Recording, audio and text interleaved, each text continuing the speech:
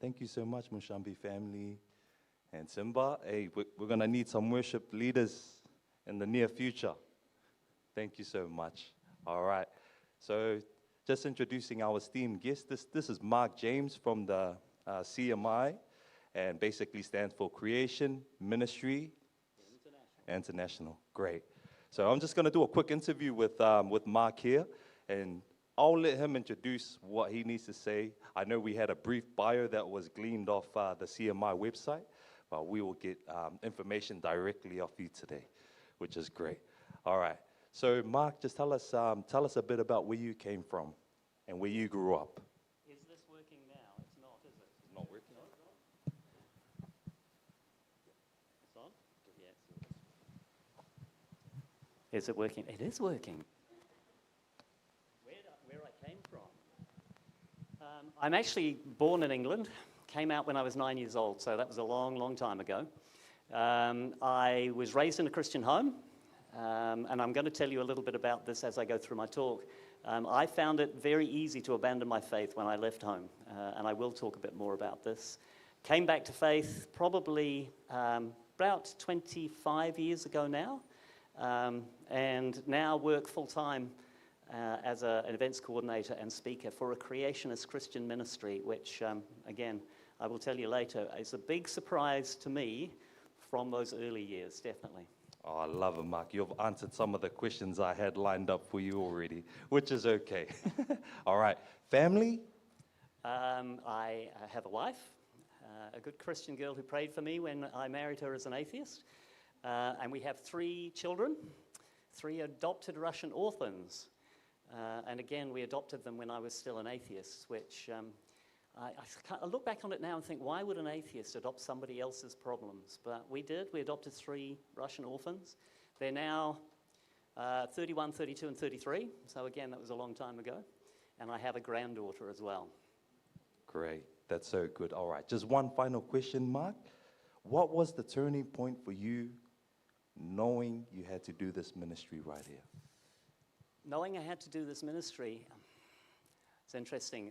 I came back to faith, and as a scientist, I was trying to fit evolution and millions of years into the Bible. And one day, I was just upstairs at home, and my son came to find me. And he had the next-door neighbor's boy with him. My 9-year-old son had been next door preaching the gospel to the next-door neighbor and their son. And the mother said to him, I don't believe in God because too many bad things happen in this world. And so my son had come to me to answer that question. And he had the next door neighbor's boy with him. I believed in evolution and millions of years. And if you believe in evolution and millions of years, it's very hard to explain why so many bad things happen in this world. I mean, the Bible's very clear on this. God created a perfect universe. The only reason it's why it is today is because Adam rebelled and because of sin. So I couldn't actually answer my son. And the neighbor's boy was there as well. I wasn't able to give him an answer. And that started me to realize I had to sort this out in my own mind. And the more I've looked into the science, the more I looked into it, the more I realized that the biblical account actually explains the scientific facts better than the secular explanations. So that's how I came to eventually become a biblical creationist, and now working for Creation Ministries. All right.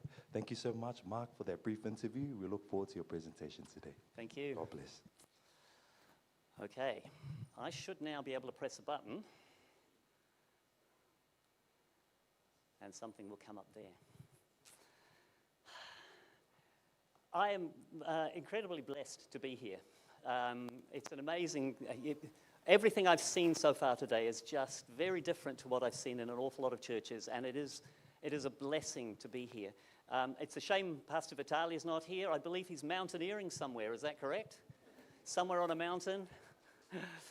I've had a bit of interaction with Vitali. He's a wonderful man. He really is. You are blessed with an amazing pastor. As you've heard, my name is Mark James. I work for an organization called Creation Ministries International. CMI is a ministry that's set up to support the church in proclaiming the gospel message by upholding the truth of the Word of God, especially where it comes under attack through the use, or through, I like to say, through the misuse of science. I have an honours degree in organic chemistry from Victoria University of Wellington, and some of you are probably looking at me right now thinking, ooh, that must have been a long time ago. And it was. And a lot has happened in the intervening years. I now like to refer to myself as a lapsed long-age evolutionary atheist. If you told me 25 years ago that I'd be doing what I do today, I probably would have recommended psychiatric intervention. Now, can I just ask very quickly, I spoke at the regional meeting 2 weeks ago. Was anybody actually there at that meeting? Can you put your hands up just so I get an idea of who was there? Okay, that's great. For you people, there is going to be a little bit of repetition of some of the information that you heard at that meeting, because there are certain things that I do have to go through, but a lot of the science that I'm going to talk about today is a little bit different. So 25 odd years ago, back then I had questions about the Bible, about science, and about Christianity. And these were questions that I was certain nobody could answer. And these were, for me, an excuse to reject the gospel message.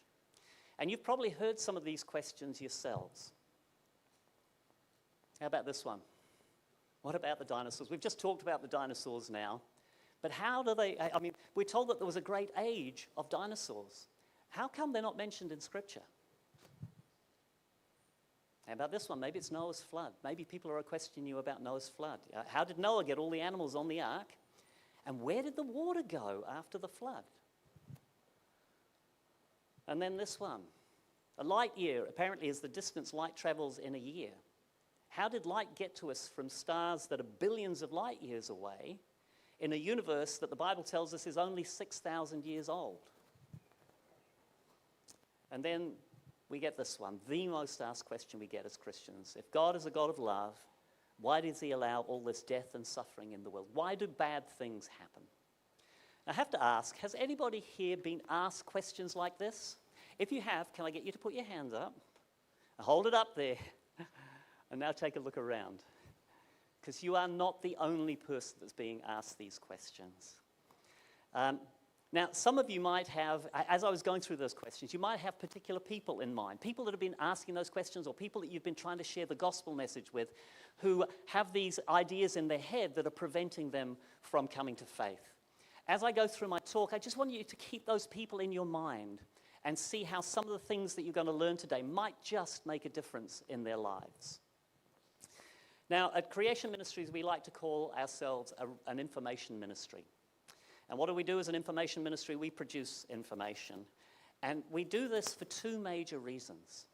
Firstly, so that you can equip yourselves and your families in order to strengthen your own faith. So that's the first reason I'm here. And secondly, I want to equip you so that you can fulfill the Great Commission. I want you out there in the world boldly witnessing to your family and friends, confident in the knowledge that the Bible can be trusted. Probably one of the best sources of information we have is our website. Okay, I'm very biased, but this is an amazing website. It now has more than 15,000 fully searchable articles on this topic. And a new article is added almost every single day. And I want you to imagine that you're watching a nature documentary, maybe David Attenborough. And he says something like, oh, carbon dating proves that the Earth is billions of years old. It doesn't, by the way. But if you hear something like that, what do? What I'd like you to do is go to our website, type that question into the search engine, and all this information will come up that will help you to answer questions like that. And the information on our website is absolutely free. And the web address is very easy to remember. It is creation.com. Can I get you to say this for me? 1, 2, 3. You know what? It's been scientifically proven that you're more likely to remember that because you've said it out loud. We also have a free email alerts newsletter. It's called InfoBytes, and it's delivered to your inbox every 1 or 2 weeks, and it's designed to keep you up to date with important breaking news in the creation evolution debate. And it provides sound biblical and scientific answers to the new questions that are coming up. All you need is an email address, and if you have an email address, I would strongly recommend that you sign up for InfoBytes. We're not going to spam you. and you can always unsubscribe at a later date if you decide it's not for you. So I'm going to get my wonderful assistant Peter's going to come forward now and just hand out sign-up sheets for Infobytes. All you need to do when the sign-up sheet gets to you is jot your name, your contact details in the spaces provided, and when you're done, please pass it on so that everybody gets a chance. Okay, so let's get into this. I've titled my talk today, Genesis, Foundations for Truth in a Post-Truth World. Why post-truth? I don't know if you know this, but the Oxford English Dictionary, every year they have a word of the year. And in 2016, the word of the year was post-truth. Apparently, it describes a situation where personal beliefs are more important in shaping public opinion than objective facts. And I would like to suggest that nowhere is this more obvious than in the creation-evolution debate. See, there's a misconception that this is a battle between science and religion. But it's not. It's a battle of worldviews. See, our worldview is like a set of glasses that each one of us wear, and we use this in an attempt to explain the world around us. Basically, our worldview provides answers to three big questions of life. Firstly, where did I come from? And then, why am I here? What's my purpose? And finally, where am I going? What happens when I die? Now, many people today have decided that we're just the result of a huge number of unlikely events. 13.8 billion years ago, there was a big bang.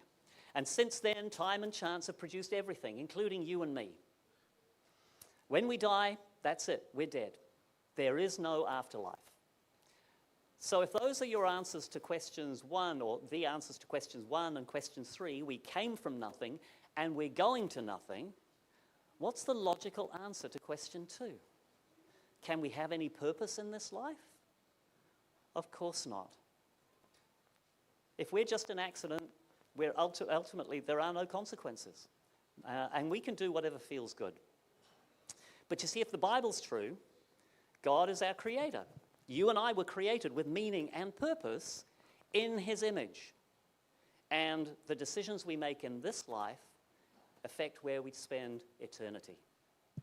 But can you see that the answer that people give to questions 2 and 3 will always be dependent on how they answer question 1?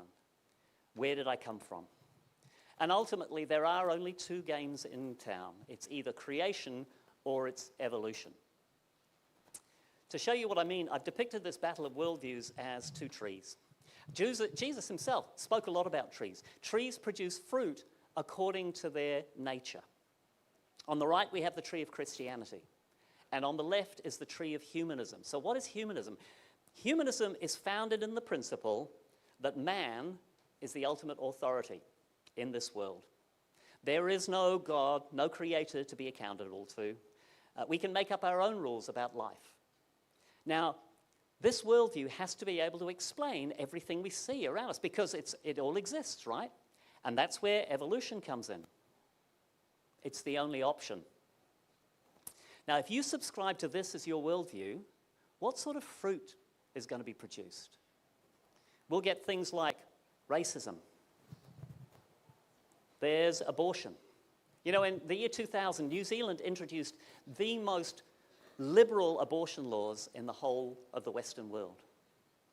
Euthanasia is now legal in this country, and there are now moves to take it beyond people who are terminally ill. Marriage has been redefined. And then there's this new one that seems to be hitting us at the moment, gender ideology. See, these are the problems we seem to be facing as a church today. But can I suggest that these are not actually the problems? These are the symptoms of, the fruit of, the underlying problem, which is humanism with its sacred pillar of evolution. But now let's compare this to the tree on the right, the tree of Christianity. Everything we need to know about the Christian faith, the nature of God, our need for salvation, where do we get this from? From the Bible. And how does the Bible explain the world we see around us? The Genesis account of creation. See, most of our church doctrine today, our New Testament doctrine, comes from the fact that the New Testament authors believed Genesis records real history. Over 100 times in the New Testament, it actually refers back to the book of Genesis. Jesus himself referred to the book of Genesis as history on 16 occasions. He spoke of a real Adam and Eve and a real global flood. Now, if we subscribe to this as our worldview, if we believe God is our creator, then we should produce fruit in accordance with that. So we'll believe in the sanctity of life. Abortion is wrong. Euthanasia is wrong. Human beings are made in the image of God, created male and female. And that's the basis for marriage. And we'll love our neighbor as ourselves. Why? Because we are all children of God. Now, I want to make a key point here. Most people believe in evolution because it's all they've ever been taught. In fact, many of my colleagues at Creation Ministries were evolutionists because that's all they were ever taught. At school, in our universities, your children and grandchildren are going to be taught evolution as a scientific fact. If we know this in advance, surely we should be doing more at home and in church to counter this anti-biblical narrative. In the beginning, God created the heavens and the earth. If God is not the creator, where does the truth begin in Scripture? In the New Testament? But I've just shown you that the New Testament refers back to the Old Testament. Beliefs about where we come from ultimately affects our worldview. Now, I'm going to have to give you some bad news here. There is good news to come, but I'm going to have to start with the bad news. So what is the bad news? There's a research organization in America called Barna Research. They've been surveying the church for many years in the US, and the results actually are relevant worldwide. Barna carried out a confidential survey of Christian teens in America. These were Christian young people sitting in church pews, and they were told they could answer confidentially. These young people revealed that only 1 in 3 of them intended to continue attending church after they left home. See, this is a shocking statistic. Intellectually, 2/3 of them were out the door as soon as they got the opportunity. I would suggest that the statistics, well, I know that the statistics in New Zealand are very similar, if not worse. See, we see our young people, they attend church, they are part of the youth group, and we think they're okay. Now, CMI decided to take this research a little bit further to see if we could identify why so many young people are leaving the church. We sent a film crew onto university campuses in Atlanta, Georgia. This is in America's Bible Belt. Apparently, there are more churches in the Atlanta region than in the whole of Australia. And as students walked past, the interviewer asked 4 questions. Firstly, were you raised in the church? If they said no to this, if they answered no to this question, we let them go. We were only interested in talking to young people who'd been raised in Christian homes. We ended up with a sample of over 100 young people that answered yes to this question. We then asked, creation or evolution, which is true? Of the 100 students surveyed, just 5 believed in biblical creation. These were kids, the rest said evolution. These were kids raised in Christian homes. We then asked, did your pastors, your parents, or anyone show you any evidence that biblical creation might be true? All 5 that still believed in biblical creation had been shown information. Every one of the students who believed in evolution said they'd never been shown any information at all. In fact, many of them laughed. What information? There is no information. We then asked, are you still attending church? Of the kids who believed in evolution, only 1 still attended church. We've left him in the documentary just to show that we haven't fudged the results. Actually, this documentary is available online. It's called Fallout, and you can view it on YouTube. Now, I'm sure you can see that the number of young people who are no longer attending church is way more than the 66% from the Barna research. But this kind of makes sense, doesn't it? When they get to university or when they leave home, is the attack on their faith going to get any easier? And I know some young people say that they've had a great time at university and they've had teachers who've been Christian and they've helped them with their faith. But that's the exception rather than the rule. But here's the good news. Of the 5 who were equipped with information, every single one of them still attended church. The creation evolution issue is the major issue facing the church today. And as you can see, information on this topic really does make a difference. And not just for people who already have faith. Information also changes lives. And I know because it changed mine. As I said before, I was raised in a Christian family, but my parents didn't really take the Bible seriously. My mum actually taught and believed in evolution and millions of years. So when I left home and went to university, I found it very easy to abandon my faith. And I lived for 20 years as an atheist. Looking back, 20 wasted years of my life. Today, I'm a biblical creationist. Why? Because somebody took the time to share information with me that showed me that the biblical account actually makes more sense of what we see around us than any other account. Okay, so let's get into some of the science. Just that word science. Most people, when they hear that word, they think of the science that gives us things like laptops and cell phones and medicines and cars. But in fact, this kind of science put man on the moon, right? Actually, this is a very well-defined area of science. We call it operational or experimental science. Operational science deals with experiments. These experiments are performed in the present. They are observable, they are repeatable, they are testable.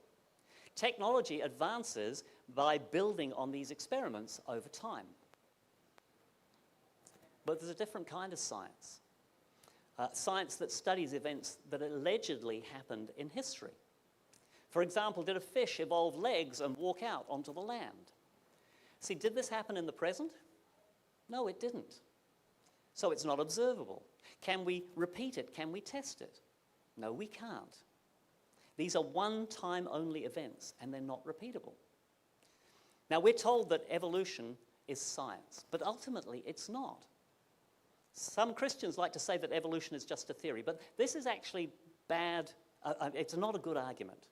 See, in the scientific world, a theory supposedly has good experimental support. For example, the theory of gravity. If I were to drop that, it would go down, right? I can repeat it over and over again because it's repeatable, it's testable.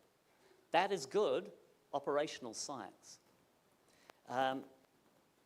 But the theory that life came from non-life, or that all life today evolved from a single-celled organism, this is not good science. Okay. Now, interestingly, when we talk to skeptics about our faith, often the first scientific challenge they throw at us isn't evolution, it's the age of the earth. But there's a very good reason for this. You see, the theory of evolution requires gradual change over long periods of time. So an old earth is essential for evolution. And in particular, we're told that the rocks and the fossils are absolute proof that the earth is billions of years old.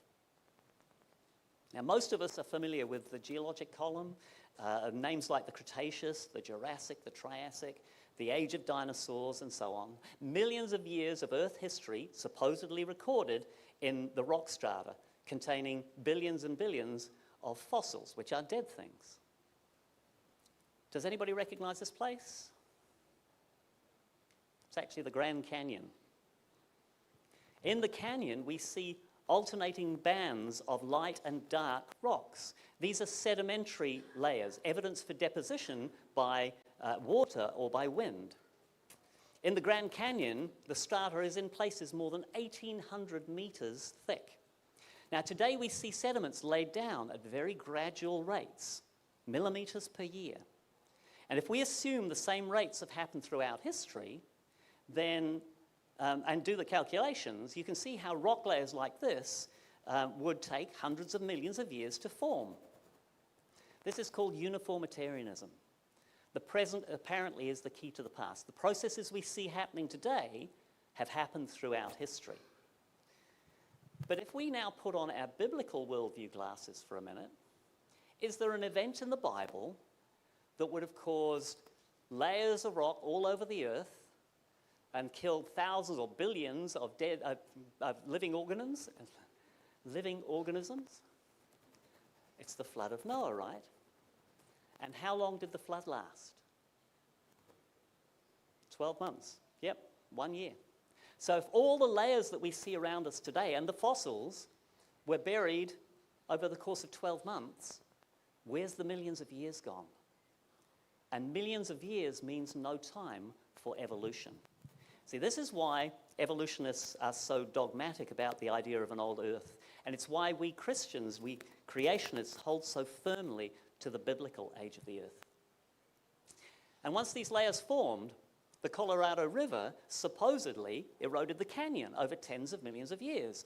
And again, if we measure the current erosion rate and assume that the same rate has happened throughout history, you can see how they can conclude that it took millions of years to form. But what does real operational science tell us? In Washington State in 1980, there was a volcanic eruption. You might know it as the Mount St. Helens eruption. Scientists knew the mountain was going to erupt. The mountain was venting at the top, and there were swarms of earthquakes. When it finally happened, the mountain didn't blow its top, it blew its side. Lumps of rock the size of a city block were thrown as much as 10 kilometers from the mountain. But the interesting thing is, it was amazing, it really was. But we know that this was just a very small event compared to some of the events that happened geologically in the past. In the aftermath of the eruption, bands of strata were discovered, very similar to what's found in the Grand Canyon, but on a smaller scale. There's a lady on the picture here, so you get an idea of the size of this formation. It was up to 30 meters thick. Now, in this section you can see here, there are 3 distinct bands. And if we take a closer look at the middle band, scientists found laminations. They found thin layers had formed as the sediment was laid down. In the middle band that I've highlighted here, there are thousands of layers.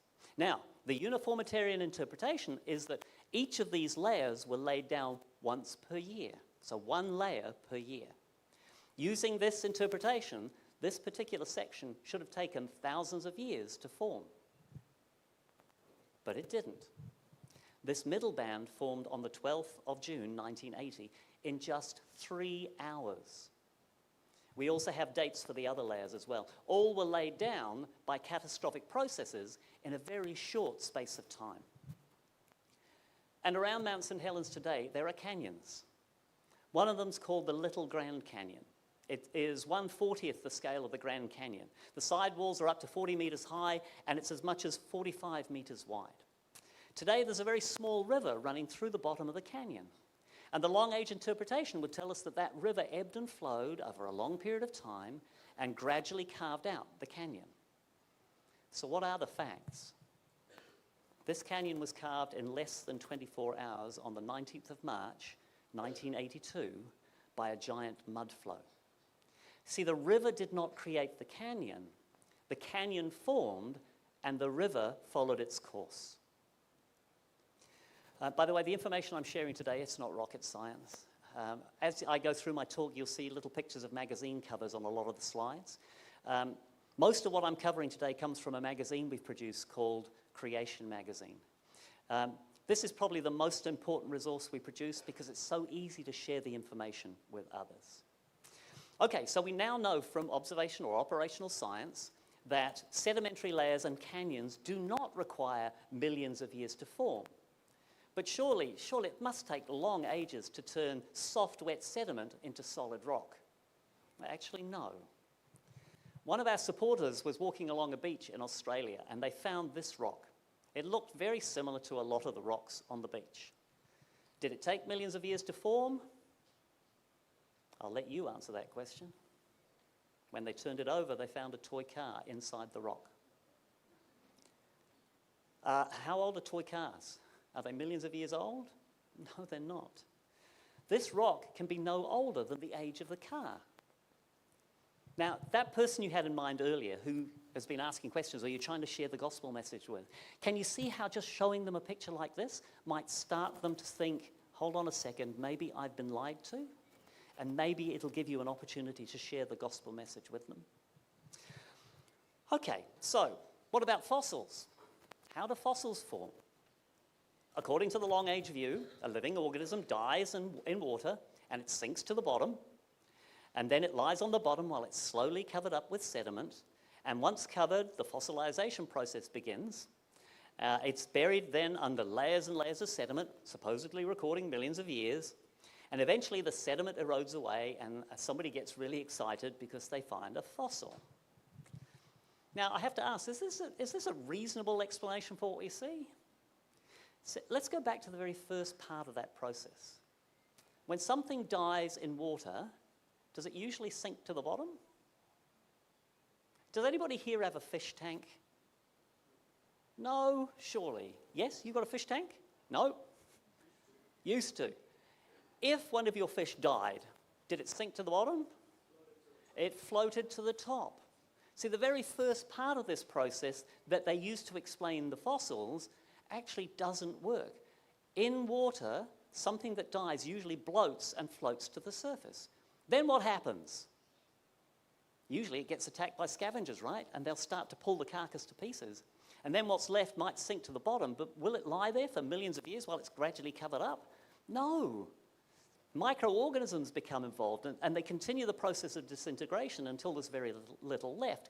In fact, we now know that salt water dissolves bone. This is actually a picture of a school of fish that died in the Darling Harbour in Australia. All those fish floated to the surface. Were they there for long? No. Very quickly they were gone because they got scavenged. So would this result in the beautifully preserved fossils we find today? This long-age explanation? No. Fossilization, we know from observational science, operational science, fossilization actually requires rapid burial. A lot of sediment in a short space of time, either immediately after the death of the organism or causing the death of the organism.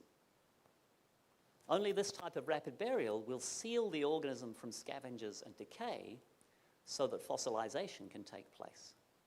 And you know what? Today we find some amazing examples of fossils that can only be the result of this type of rapid burial.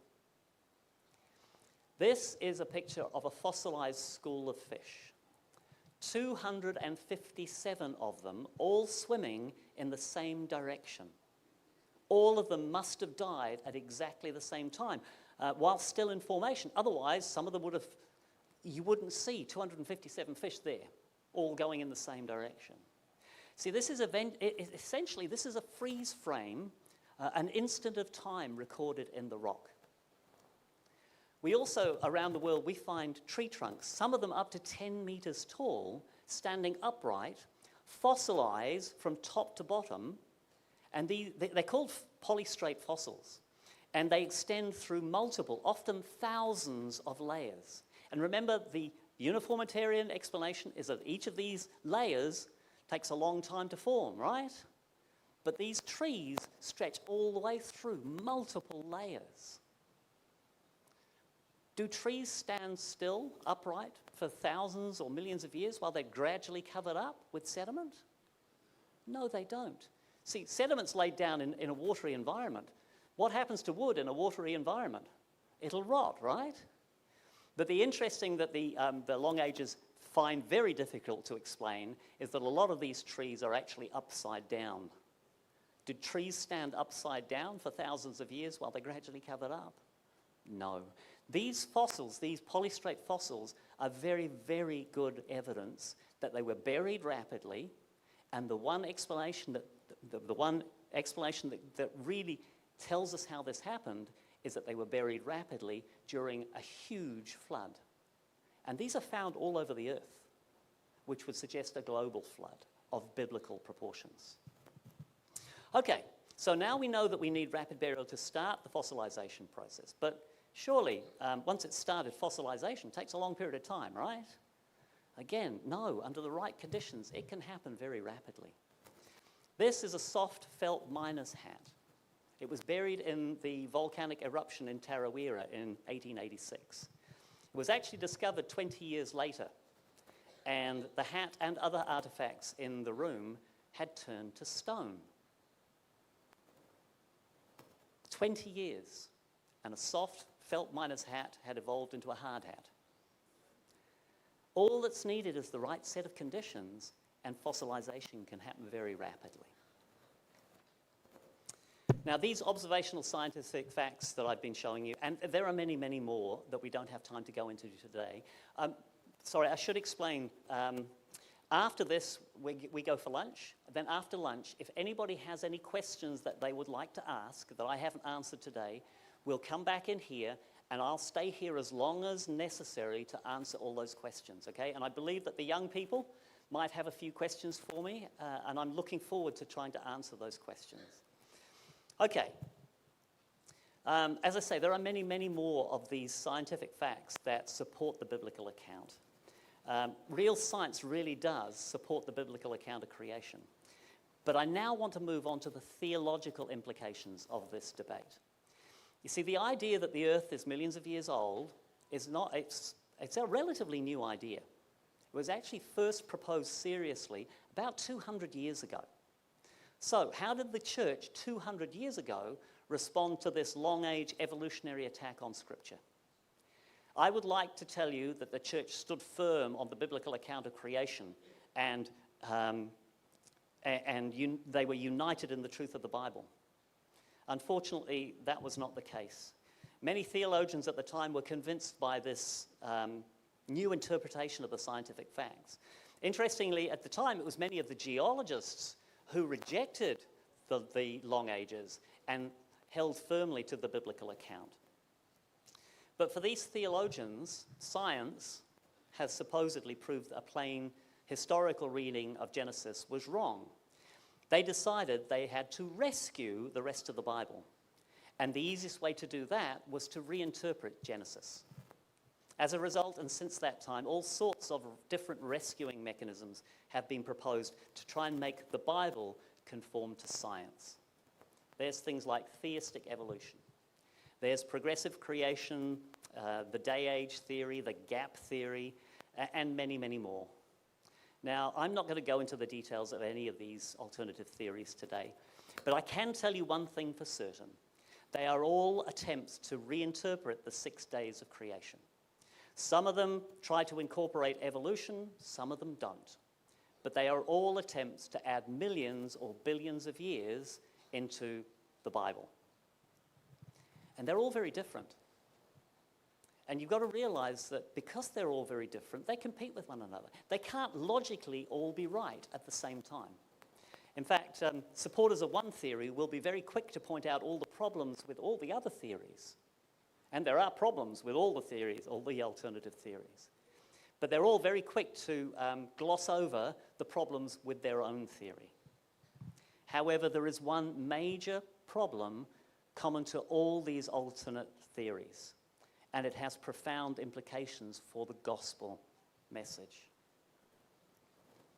At the end of each creation day, God saw what he'd made and he declared it to be good, yes, and it was good, and it was good.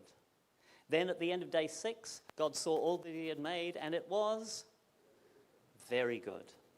In Hebrew, this is tov mi'od. It means perfection. It means a complete absence of evil of any kind. Now, any interpretation that allows for millions of years, whether it's long days or gaps between the days, whether it includes or excludes evolution, is putting millions of years before Adam and Eve. And where do the millions of years come from? From the rocks and the fossils, which means the Garden of Eden must have been sitting on top of layers of rock containing fossils, recording millions of years of suffering, disease, and death. And apparently, God declared this to be very good. Can you see the theological problems here? Is death good? Of course not. Death stinks. Death is an enemy. In fact, the Bible tells us that death is the last enemy to be destroyed. See, when we see bad things happen, where maybe a friend or a family member dies of cancer, or thousands of people are killed by a tsunami, this should be a reminder to us that something is very wrong with creation. It was Adam's sin that brought death and suffering into the world. There are over 100 New Testament references to this fact. In Romans 5, verse 12, Paul refers back to Genesis. Therefore, just as sin entered the world through one man, and death through sin, and in this way death came to all men because all sinned. Now, I want to make an important point here. I'm not saying that if you believe in evolution and millions of years, you can't be a Christian. That's not the case. We are saved by grace through faith. But even if you don't believe in evolution, if you try and add millions of years to the Bible, the millions of years comes from the rock layers. The rock layers contain fossils. Fossils are dead things. The result is death before the fall in Genesis 3, and it is a gospel issue. Should we take Genesis literally? It's actually been put very succinctly by this simple but profound piece of writing. If Genesis is not real literal history, with a literal very good creation, with a literal Adam and Eve, then sin did not literally enter the world through their actions, and we have a problem because you and I literally don't need to be saved from anything. We are saved because of events that happened in real history, events that happened in real space and time. And you know what? People are not stupid. When we tell the world that Genesis can have multiple different interpretations, the world rightly or justifiably concludes that Christianity is no different to all those other religions. And then we have another question that we can't answer because we have no basis for claiming that Christianity is true. Now, I've only had a short time with you today. There are many, many more topics and questions that people in our culture have that challenge a straightforward reading of the Bible. We need to have answers. The statistics of people leaving the faith are sobering, and the number one intellectual excuse they use is that science has proven millions of years to be true. So I hope you don't mind me getting a little bit practical here. How many people know that there's a battle going on for the souls of your family and friends? Yes? There's a war raging. And these issues, evolution and millions of years, are a huge stumbling block that prevent people from believing that the Bible might even be remotely true. 1 Peter 3:15 tells us to be ready always to give an answer to everyone who asks us the reason for the hope that we have. Does this sound like a suggestion to anybody here? Because it's not. It's an instruction. We Christians are instructed to be prepared to share our faith. Now, I'm going to put my hand up here and admit that I'm the sort of person who remembers about 10% of a talk like this for about 10 minutes, and then it's gone. Might be a little bit different when Pastor Vitali's preaching, but if you go over a sermon or a talk a few times, or you do some follow-up reading, do you remember it better? Do you understand it better? Of course you do. Now, some of you might already have seen this out the back here. We have some tables with resources on it. Okay? Now, I realize this is the Sabbath, so there can be no commerce on the Sabbath. But what we do in Adventist churches is you're allowed to choose what you'd like from the table. We then put it in a bag for you. You make payment for it during the week, and then you can collect it during the week or next Sabbath day. So that's how we work it, all right? So if there's anything that you'd like from the tables, please come and see us. Am I here to sell you books today? No, I'm not. Except, yes, I am. I wouldn't have brought them if I wasn't, okay? But not because we make money out of them, all right? We are a donation-funded ministry. mums and dads around the country and around the world support us on a regular basis, and that allows us to come into churches like this to present a message. And it also allows us to do the research and produce the resources to put into your hands to help you with your own faith and to help you with sharing your faith. Why? Well, we have a vision. We have a prayer and a vision to see an army of believers around the world who will go out into their neighborhoods and speak to their neighbors who've been raised on this diet of evolution and millions of years. Neighbors who don't believe because they think that science has proved the existence of God is wrong, that it is a lie. Okay? And we're looking to raise up people who will also raise children and grandchildren who will stay in the faith and will be out there sharing their faith as well. So again, I hope you don't mind me being a little bit practical. We need to be equipped, and I'd like to show you just one resource where we've had more testimonies of people's lives being changed than any other, and that's Creation Magazine. Does anybody here get Creation Magazine? No? Okay. It is the most read publication of its kind in the world today. It comes out quarterly. So every 3 months, there's a fresh injection of Bible-affirming, scientifically accurate information comes into your home. It's an easy-to-read, glossy magazine. There's high-quality pictures, and there's no paid advertising. And I want you to imagine what would happen to a copy of Woman's Day if you took all the paid advertising out of it. There wouldn't be a lot left, right? But when people read this magazine, they're often hit with information that they've never heard before. And remember, most people believe in evolution because it's all they've ever been taught.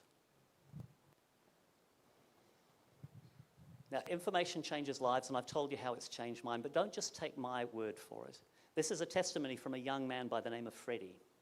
He said, "Your work was very important for me in becoming a faithful believer in the Bible. I was an atheist, convinced of evolution until a year ago, and I started to listen to those crazy young earth believers, yes, I'm crazy, trying to disprove them, and here I am now, praise the Lord." Now, in a moment, my volunteer is going to pass out sign-up sheets for the magazine, but before he does, I want to tell you about some incentives that are only available at events like this. First up, if you sign up for the print edition, you'll also get the digital edition. Now, this is good for 5 devices. So your aunts, your uncles, your nieces, your nephews, they can get it on their laptops or on their cell phones or on their tablets. So you get that for free today. And if you subscribe for 1 year, we'll give you a back issue for free. So you can start reading straight away. And if you subscribe for multi-year subscription, each year is cheaper. And you also get 2 free gifts, which we'll give you at the same time. Okay, so Peter, where's Peter? If you can hand out those sign-up sheets for the magazine. All you need to do when the sign-up sheet gets to you is fill out your details. Please make sure you indicate which of the options you've chosen, and then take the form off the clipboard and bring it to the back to organize your free gifts. And this magazine makes a great gift for believers and unbelievers as well. And if you're thinking of gifting a subscription, there's a tick box at the bottom, and there's a space on the back for the recipient's address details. We've got a testimony of a guy who came to faith through the magazine. He then bought 5 subscriptions for each of his family members, and the last time we heard from him, 4 of them had come to faith through the magazine, okay? It's an amazing resource. Okay, so while those are going around, I want to look at a couple more questions that people ask. So a little bit more science just to finish off with. This one, doesn't radiometric dating prove that the Earth is old? So what are you going to do if you get asked a question like this? You're going to go to creation.com and you're going to get all the information you need, right? The answer to this question is actually a resounding no. There are some major problems with radiometric dating, and it can actually be very strong evidence for a young Earth. Now, we don't have time to go into the details of radiometric dating today, but there is one thing I want to show you. A few years ago, scientists took samples from a volcanic lava dome, and they sent them off to a radiometric dating lab to be tested. The lab determined that the lava had cooled to form solid rock 350,000 years ago. They then took 2 specific minerals from the same sample, and they sent those off to be tested. This time they got 900,000 years for one of the minerals and 2.8 million years for the other. Now, you've got to remember, this was the same sample. It was the same lab, the same scientists, the same mass spectrometer, the same dating method, and they got all these different results. So which one's right? The rock came from Mount St. Helens, and it actually formed just 10 years before the dating was done. So why would we trust radiometric dating to date rocks of unknown age when it can be so wrong about rocks of known age? And just one more for you. I've given you lots of information that shows that where people are using things in science to try and prove the Bible wrong, that we can actually answer those questions. But is there any evidence, real strong evidence, that the Earth is only about 6,000 years old? Well, there is, and there's a lot of it. We actually have an article on our website called 101 Evidences for a Young Age for the Earth and the Universe. And I just want to focus on just one aspect today, and that's magnetic fields. The Earth's magnetic field is this amazing design feature of this planet that shields us from dangerous charged particles from the sun. If the magnetic field wasn't there, we wouldn't exist, okay? Scientists have actually discovered that the total energy of the Earth's magnetic field has been decreasing over time since it was first measured back in 1835. There's now archaeological evidence that the field was 40% stronger 1,000 years ago. See, on this basis, the field can't have been decaying for more than 10,000 years at the absolute maximum, which means that the Earth can't be older than 10,000 years. Now, evolutionists will dispute this, as they always do, and they'll point to evidence that the magnetic field has switched over in the past. So north and south have switched over. And there is good evidence that the poles have switched over in the past. And what they say is, well, the decrease we see today is just a result of this change happening over time. But there's some major problems with this explanation. Firstly, they've got no plausible explanation for why the changes happened in the first place. But it's the total energy of the field that's decreasing, not its strength in any particular direction. And there's now compelling evidence from solidified lava flows that these reversals happen very quickly. In fact, as quickly as 15 days. The North and South Poles switched over as quickly as 15 days. Now, this is consistent with the upheaval caused by the flood. And it was actually predicted by a creation scientist before the evidence was ever found. And while we're on magnetic fields, I want to take a quick look at, I want to step off Earth very briefly, because this is amazing, this one. In the 1970s, scientists sent a probe to Mercury, and they decided that they were going to measure the magnetic field of Mercury. Now, why they did this, I don't know. They'd already decided that Mercury would not have a magnetic field because it's very old, it doesn't spin, and therefore it should be solid and shouldn't have a magnetic field. But they measured it anyway. And they actually discovered that Mercury had quite a significant magnetic field. So they got that wrong. And then, in 2011, they sent another probe to Mercury. And this time they were definitely going to measure the magnetic field. And they confidently predicted that the magnetic field would not have changed in 36 years. Because it's been there for billions of years, why would it have changed in 36 years? It had actually reduced by almost 8%. See, on this basis, Mercury's magnetic field halves every 320 years, and it can't possibly be older than a few thousand years. Again, the scientific facts are absolutely consistent with the biblical timeline. Okay.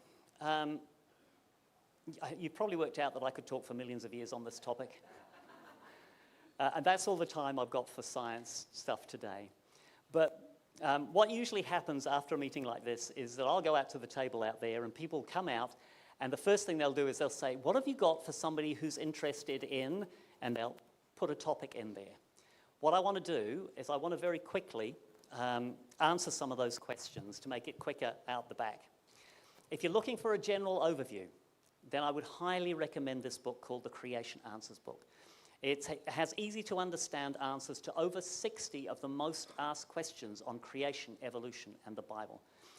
I'm very biased, but I believe that this book should be in every Christian home.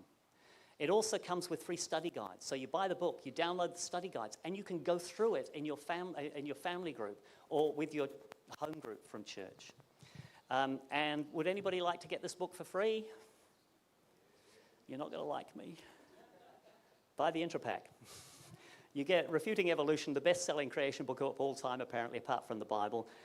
You get a streaming DVD, and we throw in the Answers book as a bonus free of charge.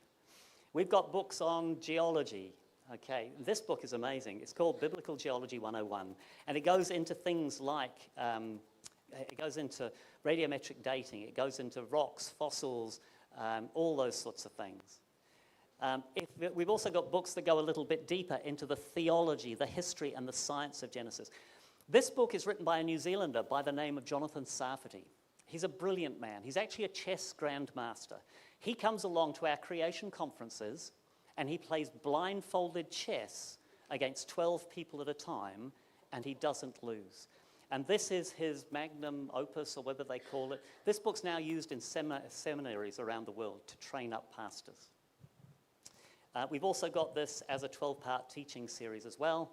12 documentaries. They're all about 20-odd minutes long. And again, you can download study guides to go with this. And we've got books on dinosaurs. We've also got children's books. And dinosaur books, Noah's Ark books, and the real Noah's Ark, not those silly bathtub arks that you see in most children's books. What does the Bible tell us? Train up a child in the way they should go, and when they are old, they will not depart from it. And of course, there's our website. Anybody remember what the web address is? See, real science works. Okay, to round it off, I just want to return to those three big questions that we considered at the beginning. Where did I come from? Why am I here? And where am I going? Remember how our answers to questions 2 and 3 will always be dependent on how we answer question 1. So if the Bible's correct in what it tells us about the answer to question 1, that we are deliberately created, designed by an all-powerful, all-knowing God, then it's only sensible that we look to the Bible for the answers to questions 2 and 3. So regarding question 2, why am I here? The Bible's been described as a love letter from God. All the way through, it tells us that he created us to be the recipients of that love. And we are designed to love him back, to know him intimately, and to live a life of purpose, fulfillment, and excitement. And what about that last question? Where am I going when I die? The Bible also gives us a very clear answer. Remember how good the world was before the entry of death and suffering brought on by sin? God promises a restoration to a similar state, but this time it'll be even better. The complete removal of all pain, suffering, disease, and death, in a place of intense joy and peace, in his close presence forever. Adam and Eve had the choice of obeying God and living forever in a perfectly good paradise, or rejecting him and experiencing a future of pain and suffering that was never intended for them. And we all face that same choice today. I have one final thought. We have so much information today, more information than at any time in church history. People don't get to hear about it because creation is not allowed in the secular realm. 1 Peter 3:15, as we saw earlier, tells us, be ready always to give an answer to everyone who asks you to give the reason for the hope that is in you. And this verse finishes with, but do this with gentleness and respect. Remember, you and I can't save anybody, but we are called to be faithful witnesses. Thank you.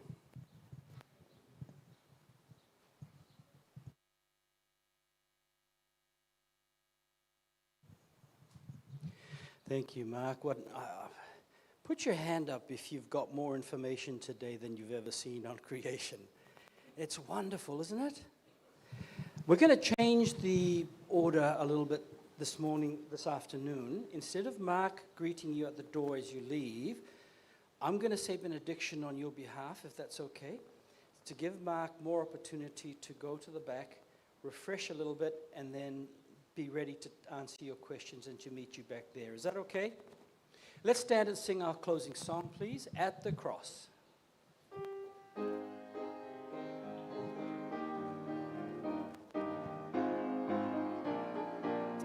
Here we go.